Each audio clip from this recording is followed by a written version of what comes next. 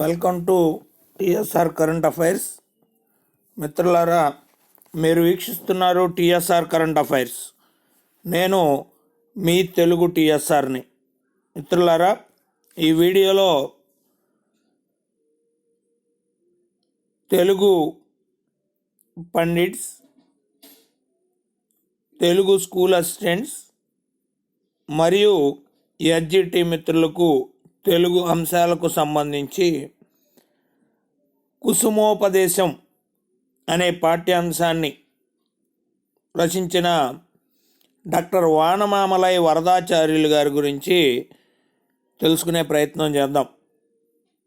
వానమామలై వరదాచార్యులు గారు కుసుమోపదేశము అనే ఆధునిక పద్య ప్రక్రియ ద్వారా ఈ కుసుమోపదేశం పాఠ్యాంశాన్ని రచించడం జరిగింది. ఈ కుసుమోపదేశము పాఠ్యాంశం యొక్క ఇతివృత్తం ప్రకృతి పర్యావరణం. ఈ కుసుమోపదేశం పాఠ్యాంశం యొక్క ఉద్దేశం ఎంతకాలం బతికామన్నది కాదు, ఎలా బతికామన్నదే ముఖ్యమని, పరోపకార బుద్ధితో జీవించడంలోనే సంతృప్తి, గొప్పదనం ఉన్నాయని చెప్పడమే ఈ కుసుమోపదేశం పాఠ్యాంశం యొక్క ఉద్దేశంగా మనం చెప్పవచ్చు.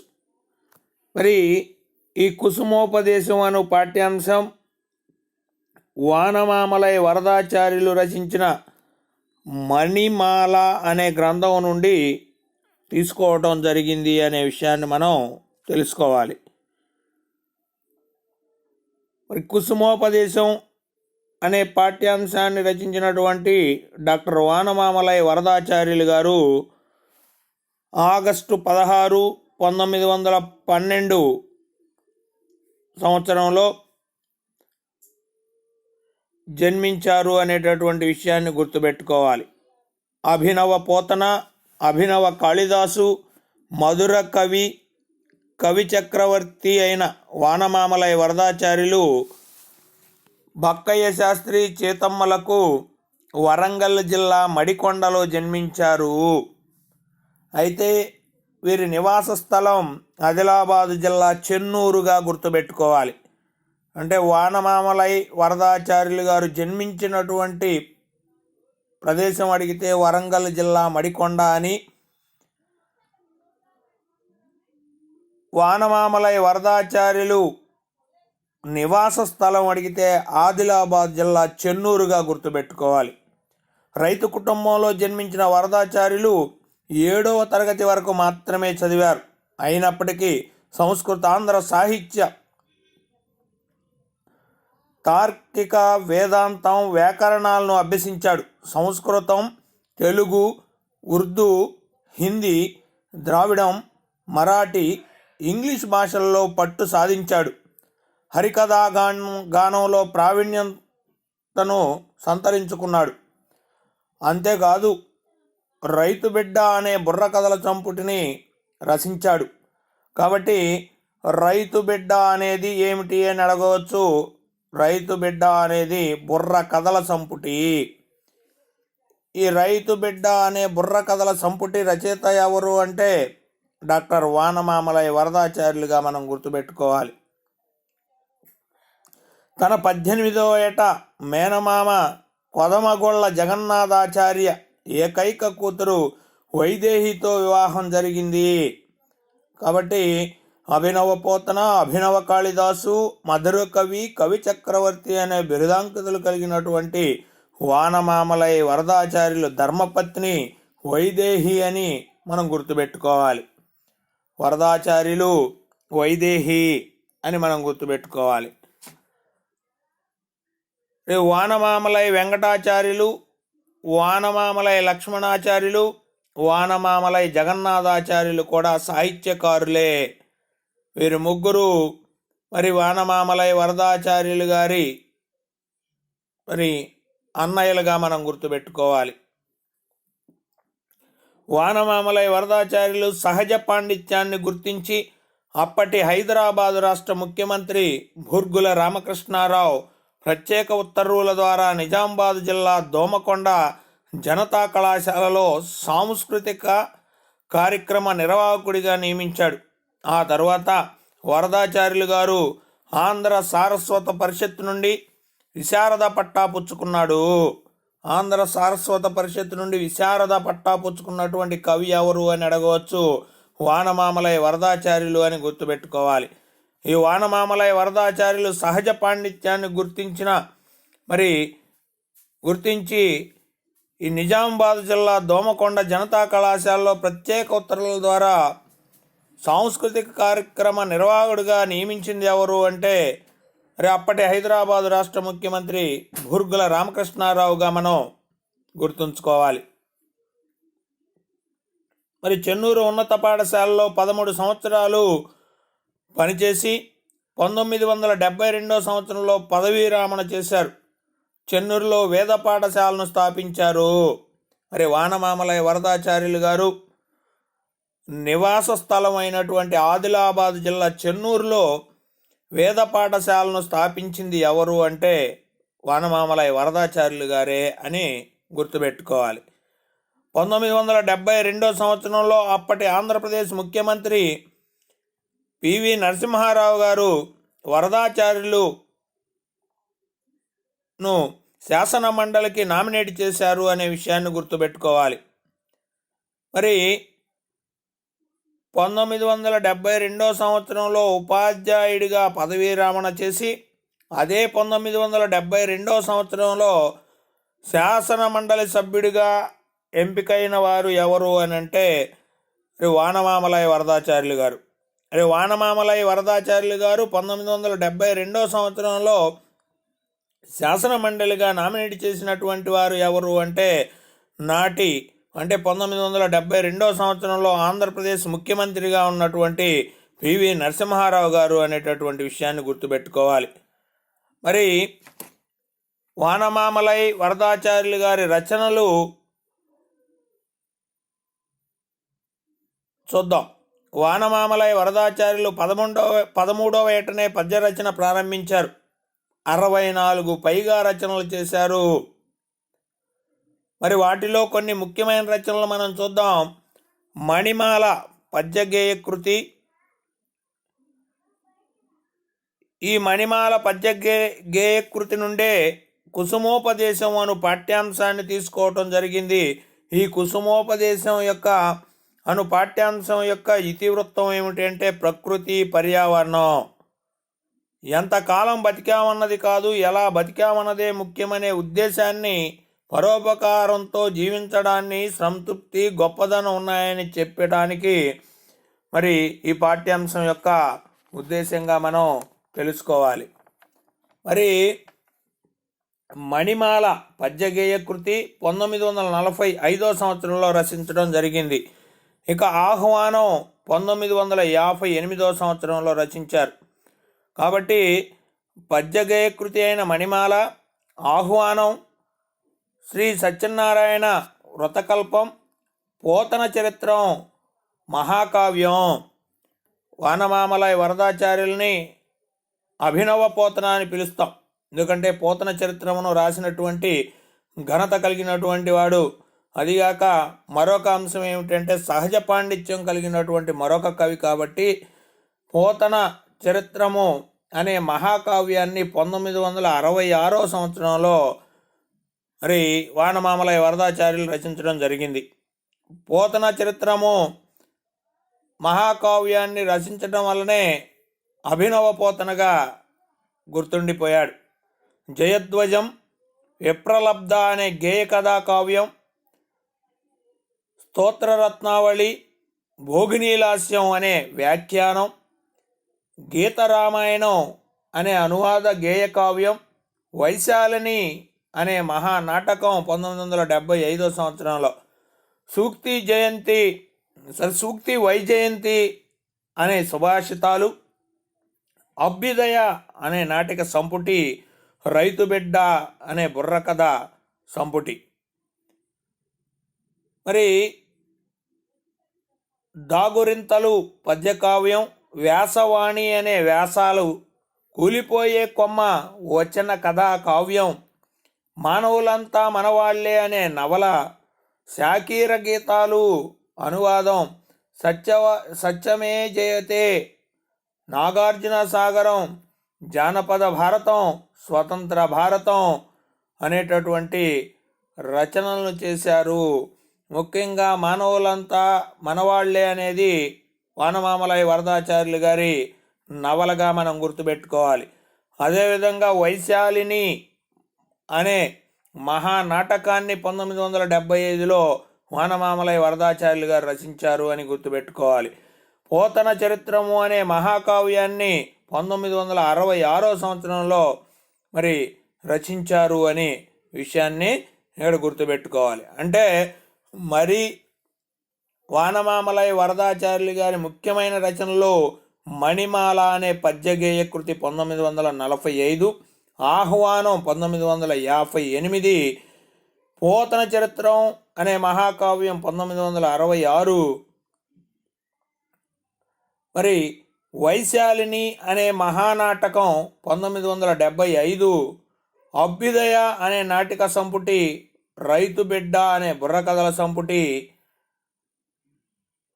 వ్యాసవాణి అనే వ్యాసాలు, కూలిపోయే కొమ్మ అనే వచన కథాకావ్యం, మానవులంతా మనవాళ్లే అనే నవల, శాకీర్ గీతాలు అనువాదం, మరి నాగార్జున సాగరం అనేటటువంటి రచన. నాగార్జున సాగరంను డాక్టర్ సి నారాయణ రెడ్డి రచించారు, వానమామలై వరదాచార్యులు కూడా రచించారు అనేటటువంటి విషయాన్ని మనం ఇక్కడ గుర్తుపెట్టుకోవాలి. మరి ఇక బుద్ధ చరిత్రము అనే బుర్రకథ, ప్రజాసేవ అనే బుర్రకథ, ఎవడు రాజు అనేది బుర్రకథ. కాబట్టి బుద్ధ చరిత్రము, ప్రజాసేవ, ఎవడు రాజు అనేవి వానమామలై వరదాచార్యులు గారి బుర్రకథలుగా గుర్తుపెట్టుకోవాలి. మరి ఈ బుద్ధ చరిత్రం, ప్రజాసేవం, ఎవడు రాజు అనేటటువంటి బుర్రకథలను మరికొన్ని బుర్రకథలను కలిపి రైతు బిడ్డ అనే పేరుతో బుర్రకథల సంపుటిని రచించడం జరిగింది అనే విషయాన్ని మనం ఇక్కడ గుర్తుపెట్టుకోవాలి. ఇక మణిమాల గ్రంథాన్ని ఆంధ్ర సరస్వత్ పరిషత్ వారు ఆంధ్ర విశారద పరీక్షలలో పాఠ్యాంశంగా ఉంచారు. చిత్రం ఏమిటంటే వరదాచార్యులు గారు తాను రాసిన గ్రంథాన్నే పాఠంగా చదివారు ఆంధ్ర విశారద పరీక్షలో. విప్రలబ్ధ కావ్యం నుండి వర్షాలు అనే పాఠ్యాంశాన్ని పద్యభాగంగా 4వ తరగతిలో ఇవ్వడం జరిగింది. కాబట్టి 4వ తరగతిలో వర్షాలు అనే పాఠ్యాంశ రచయిత ఎవరు అని అంటే మన వానమామలై వరదాచార్యులు వర్షాలు పాఠ్యాంశాన్ని రచించారు. ఈ వర్షాలు అనే పాఠ్యాంశాన్ని వరదాచార్యులు గారు విప్రలబ్ధ కావ్యం నుండి తీసుకోవటం జరిగింది. పోతన చరిత్రలోని ఒక ఘట్టం భోగినీ లాస్యమును యువభారతి కోసం వ్యాఖ్యాన సహితంగా అందించాడు. అంటే భోగినీ లాస్యమును రచించింది వానమామలై వరదాచార్యులు, భోగినీ దండకాన్ని రచించింది పోతన గారు. కాబట్టి పోతన చరిత్రలోని ఒక ఘట్టం అయినటువంటి భోగినీ లాస్యమును యువభారతి కోసం వ్యాఖ్యాన సహితంగా అందించాడు వానమామలై వరదాచార్యులు గారు.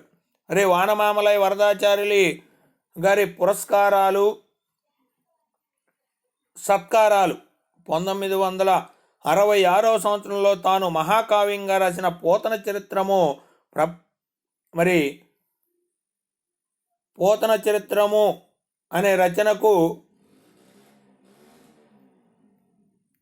1968 సంవత్సరంలో ఏపీ సాహిత్య అకాడమీ అవార్డు రావడం జరిగింది. అంటే పోతన చరిత్రము అనే మహాకావ్యానికి 1968లో వానమామలై వరదాచార్యులు గారికి ఆంధ్రప్రదేశ్ సాహిత్య అకాడమీ అవార్డు లభించింది. 1971 సంవత్సరంలో ఆంధ్రప్రదేశ్ సాహిత్య అకాడమీలో విశిష్ట సభ్యత్వం లభించింది. కాబట్టి ఆంధ్రప్రదేశ్ సాహిత్య అకాడమీలో విశిష్ట సభ్యత్వం కలిగినటువంటి కవి ఎవరు అని అడిగితే వానమామలై వరదాచార్యులు గారిని చెప్పాలి. ఈ వానమామలై వరదాచార్యులు గారు 1971 సంవత్సరంలో ఏపీ సాహిత్య అకాడమీలో విశిష్ట సభ్యత్వాన్ని పొందారు. 1973 సంవత్సరంలో కరీంనగర్ జిల్లా కోరట్లలో భారతీయ సాహిత్య సమితి వారిచే గండపెండేరం, స్వర్ణ కంకణం, రత్నాభిషేకం చేయించుకోవటం జరిగింది. 1976 సంపూర్ణానంద సంస్కృత విశ్వవిద్యాలయం వారణాసి వారిచే డీలిట్ వాచస్పతి గౌరవ పట్టా పొందారు. మరి బిరుదులు అభినవ కాళిదాసు, అభినవ పోతన, మధుర కవి, కవి చక్రవర్తి, మహాకవి శిరోమణి, ఆంధ్ర కవిత ఉత్ప్రేక్ష చక్రవర్తి, ఆంధ్ర కవి వతంస, కవి శిరోవతంస, కవి కోకిల మొదలైనటువంటి బిరుదులు కలిగినటువంటి కవి వానమామలై వరదాచార్యులు. మరి వానమామలై వరదాచార్యులు గారి గురించి నాగబాల సురేష్ కుమార్ మన వానమామలై అనే డాక్యుమెంటరీని తీశారు. దీనితో 2010 సంవత్సరంలో ఉత్తమ ద్వితీయ డాక్యుమెంటరీ చిత్రంగా రాష్ట్ర ప్రభుత్వం నంది అవార్డు ఇవ్వటం జరిగింది అనేటటువంటి విషయాన్ని మనం ఇక్కడ గుర్తుపెట్టుకోవాలి.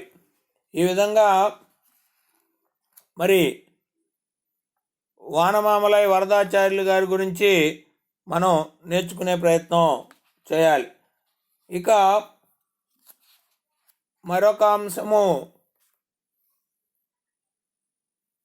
వానమామలై వరదాచార్యులు గారి శత జయంతి ఉత్సవాలు 18/8/2011 నుండి 18/8/2012 వరకు చెన్నూరులో జరిగాయి. ఈ చెన్నూరులో వానమామలై వరదాచార్యులు గారి శత జయంతి ఉత్సవాల సందర్భంగా కాంస్య విగ్రహాన్ని ఏర్పాటు చేశారు అనేటటువంటి విషయాన్ని మనం ఇక్కడ గుర్తుపెట్టుకోవాలి. మరి వానమామలై వరదాచార్యులు గారు రచించినటువంటి రచనలో మరి కొన్ని చూద్దాం.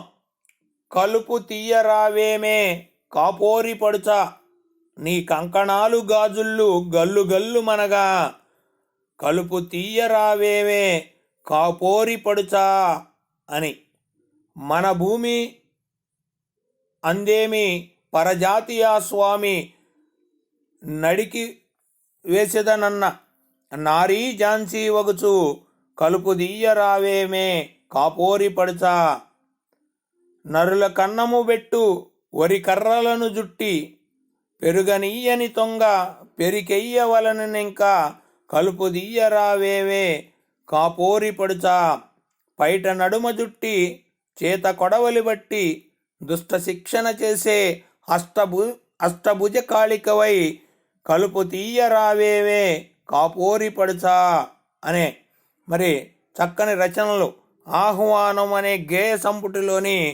రైతే రాజు అనే గేయ నాటికలోని వరదాచార్యులు గారి కవితలు ఇవి. మరి ఈ పుష్ప విలాపం గురించి మరి చూడండి ఒకసారి. పుష్పము నీదు చరిత్రము, పుష్పమా నీదు చరిత్రము పూర్ణమగును, ఒక్క రెన్నాళ్లలోనేమి దక్కనే నీకు, మంచి వాసనల నెడందనుంచుకొనియు, చిత్రవర్ణాల పోషాకు చేసుకొనియు అని మరి ఈ యొక్క ప్రస్తుత పాఠ్యాంశమైనటువంటి వానమామలై వరదాచార్యులు రచించినటువంటి ఈ పాఠ్యాంశంలోనిదే ఈ యొక్క పద్యం. కుసుమోపదేశం పుష్పమా నీదు చరిత్రమ్ము పూర్ణమగును, ఒక్క రెన్నాళ్లలోనేమి దక్కె నీకు, మంచి వాసన నెలడందనుంచుకొనియు, చిత్రవర్ణాల పోషాకు చేసుకొనియు అని కుసుమోపదేశమును మరి తెలియజేయటం జరిగింది. మరి ఈ విధంగా మరి వానమామలై వరదాచార్యులు గారు గొప్ప రచనలు చేసి క్షయవ్యాధితో 1984 అక్టోబర్ 31న మరణించడం జరిగింది అనే విషయాన్ని మనం గుర్తుపెట్టుకోవాలి. కాబట్టి వానమామలై వరదాచార్యులు గారి కాలము అనగానే 1912 సంవత్సరం ఆగస్టు 16వ తేదీన జన్మించారు. అక్టోబర్ 31, 1984 మరణించారు అనేటటువంటి విషయాన్ని గుర్తుపెట్టుకోవాలి. మరి వానమామలై వరదాచార్యులు గారికి సంబంధించినటువంటి కన్ఫ్యూజ్ లేకుండా కొన్ని అంశాలు మనం గుర్తుపెట్టుకునే ప్రయత్నం చేద్దాం. కుసుమోపదేశాన్ని అనే ఆధునిక పద్యం ప్రక్రియలో రాసినటువంటి వారు డాక్టర్ వానమామలై వరదాచార్యులు అయితే, పుష్ప విలాపము రాసిన వారు జంజాల పాపయ్య శాస్త్రి గారు, పుష్ప లావికలు రాసింది గురజాడ అప్పారావు గారు అనే విషయాన్ని మనం ఇక్కడ గుర్తుపెట్టుకోవాలి. అదేవిధంగా నాగార్జున సాగరము అనేటటువంటి రచనను మరి డాక్టర్ సి నారాయణ రెడ్డి గారు రాశారు, డాక్టర్ వానమామలై వరదాచార్యులు కూడా రాశారు అనేటటువంటి విషయాన్ని మనం ఇక్కడ గుర్తుపెట్టుకోవాలి. ఈ సందర్భంగా మరి పోషాకులు అనేటటువంటి పదానికి అర్థం దుస్తులు, నూతన దుస్తులు అనేటటువంటి అర్థాన్ని మనం తీసుకోవాలి.